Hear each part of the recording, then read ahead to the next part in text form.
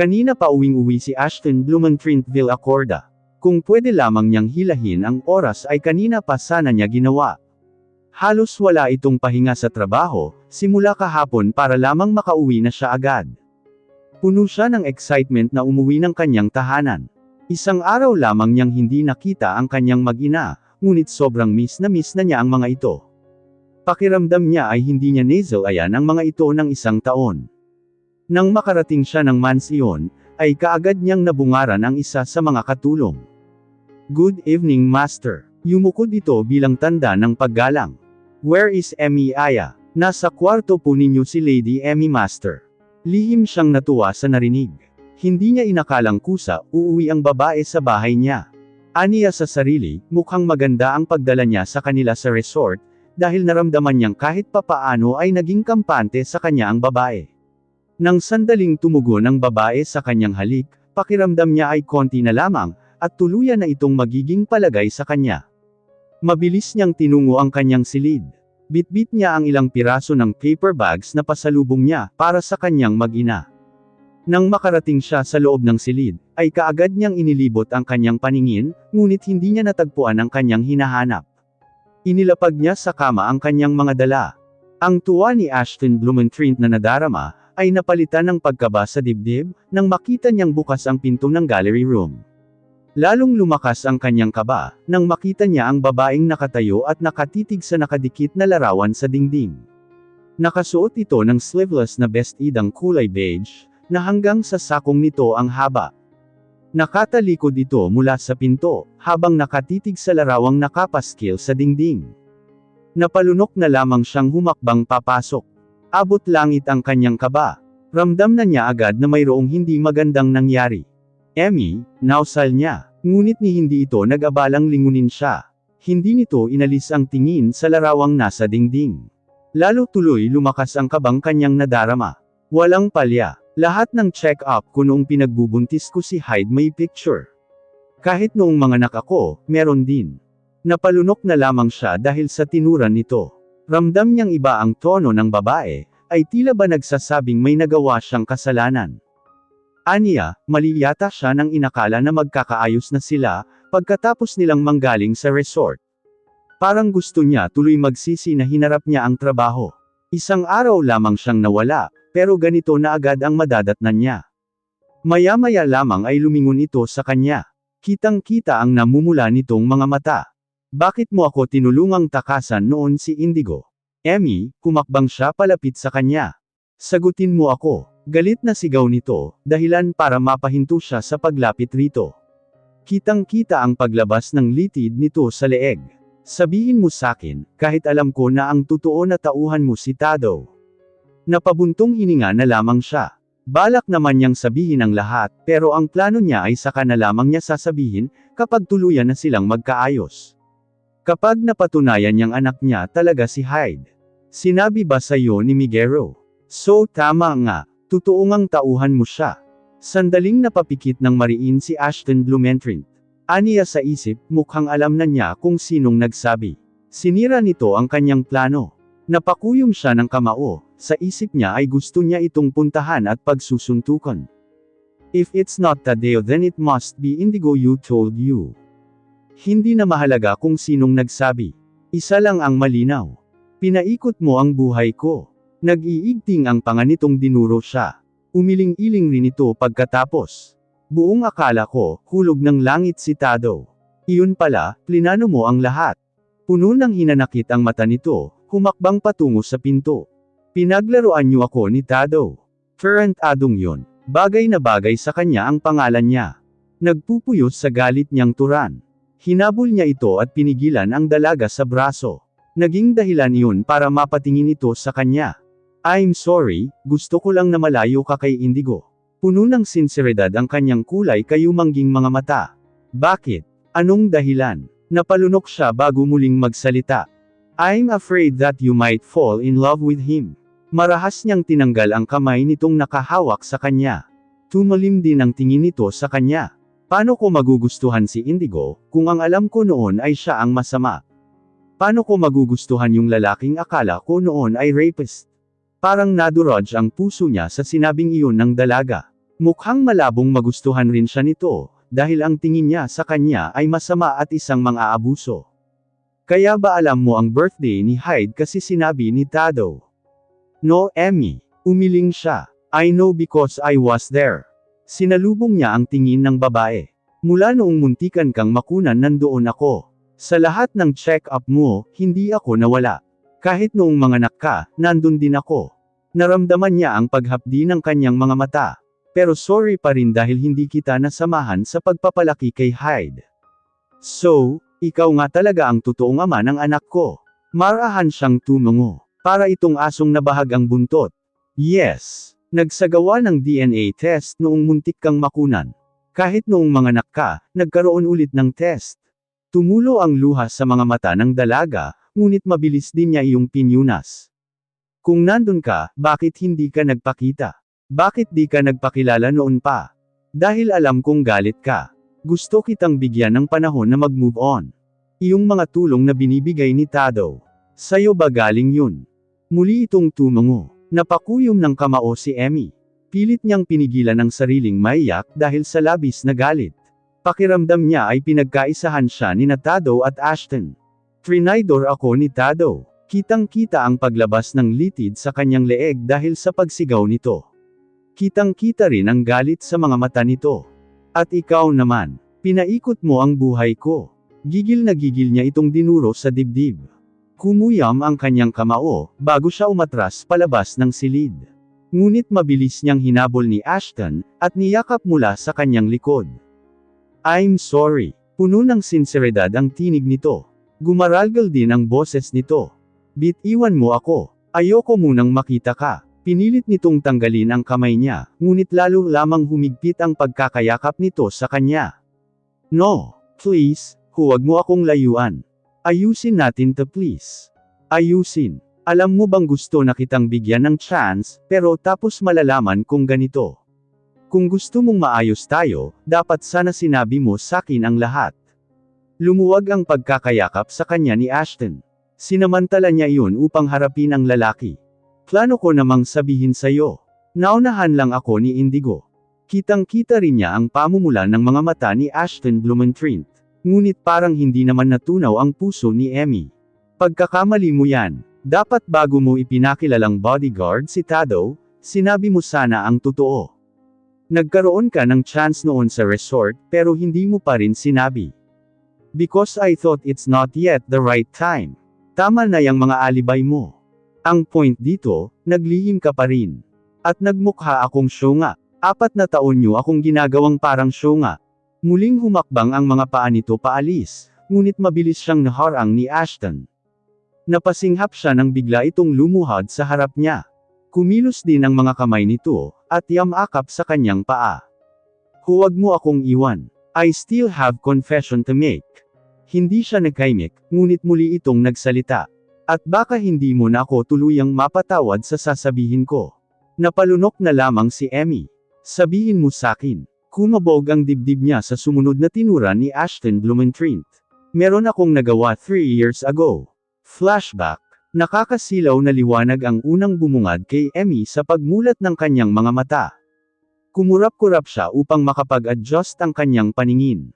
Nasaan ako? Hindi niya naiwasang may tanong sa sarili, nang makita niya ang kulay puting kisame.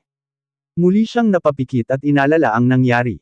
Sumagi sa isip niya ang mga kalalakihang nakasuot ng itim na polo, pantalon at cap na nagkalat sa paligid. Lahat sila ay may hawak na mga armas. Nasundan nila tayo. Tila naririnig pa niya ang tinig ni Tado, at tanda pa niya ang seryosong mukha nito. Naalala rin niyang mula sa bintana, ay nakita niya ang pagdating ni Warlo Guzman. Kumabog ng malakas ang puso niya. Aniya sa isip, tuluyan na ba siyang nahuli ni Dark Indigo?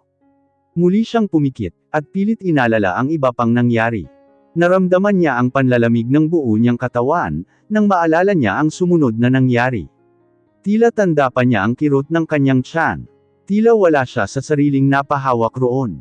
Miss, may dugo. Malinaw pa sa alaala niya ang nakita niyang pagdaloy ng dugo sa kanyang binti. Bakit ako dinugo? Tanong ng kanyang isip. Mabuti naman at gising ka na miss. Automatiko siyang napabaling sa pinagmulan ng tinig. Sa gilid ng kanyang kinahihigaan, ay nakita niya ang nakatayong si Tado. Nakasuot ito ng dark blue na t-shirt na tinurnuhan niya ng fitted short na hanggang tuhod nito ang haba. Tado, kumusta ang pakiramdam mo, miss? Mababanaag ang pag-aalala sa mga mata nito. Ayos lang ako. Nahuli na ba tayo? Hindi po, nagawa kitang maitakas. Mabuti na lang at hindi nila natunugang may pwedeng daanan sa likod ng bahay. Kung ganon, nasaan tayo? Nasa hospital tayo, miss. Hospital. Noon niya napansin ang dextrose na nakakabit sa kanyang kamay. Iginala niya ang paningin. Sakto lamang ang laki ng silid na napipinturahan ng kulay puti. Tanging iisang hospital bed lamang ang naroon. Mayroong sofa at mayroon din pintuan na duda niya ay banyo. Malaki ang bintanang natatabungan ng kulay asol sa kurtina. Air-conditioned rin ang lugar. Mukhang private dito ah. Mahal dito, Tado. Pinilit niyang bumangon sa pagkakahiga. Wala tayong pambayad dito. Don't worry, miss. Sagot lahat ni Mayor ang gastos. Walang bahid ng pagkabahala sa mukha nito. Hindi niya tuloy naiwasang mapaangat ng kilay sa narinig. Mayor, ang bait naman ng mayor nyo. Ganon talaga, miss. Lahat ng gastos ng mga nakasasakit sagot ng local government namin. Tila nagyayabang nitong Saad.